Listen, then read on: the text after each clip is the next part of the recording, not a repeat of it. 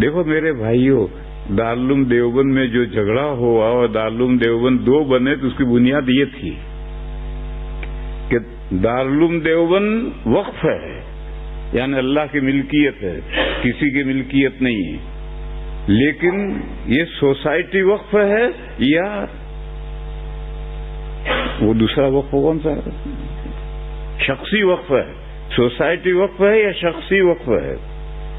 حضرت محتمیم صاحب حکیم الاسلام قدس سرہ، انہوں نے سوسائٹی ایکٹ سے دارالعلوم کو رجسٹر کرایا تھا اور سالوں تک سوسائٹی ایکٹ میں وہ رجسٹر رہا۔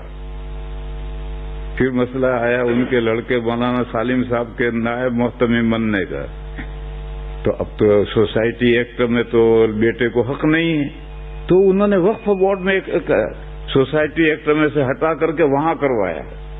اب 2 دارالعلوم بن گئے، ایک دارالعلوم سوسائٹی یعنی قومی اور ایک دارالعلوم وقف یعنی شخصی ذاتی۔ یہ جو شخصی اور ذاتی ہے، اچھا بھائی وہیں سے ڈور ہلا دینے کی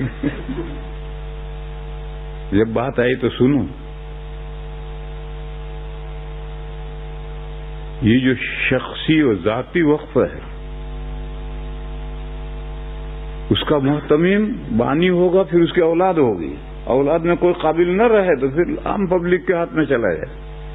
یہ جو مسجد بنائی ہے ایک آدمی نے، زمین بھی اس کی، مکان بھی اس کا، نماز پڑھنے کی اجازت دے دی، امام پر مختلف خرچہ بھی وہی سب کچھ کر رہا ہے، وہی متولی، پھر اس کا اولاد، اس کی اولاد، پھر اگر اولاد میں کوئی متولی نہ رہے تو پھر وہ مسلمانوں کے پاس چلی گئی، اب مسلمانوں کا کوئی بھی نیک بندہ اس کا متولی بنے گا۔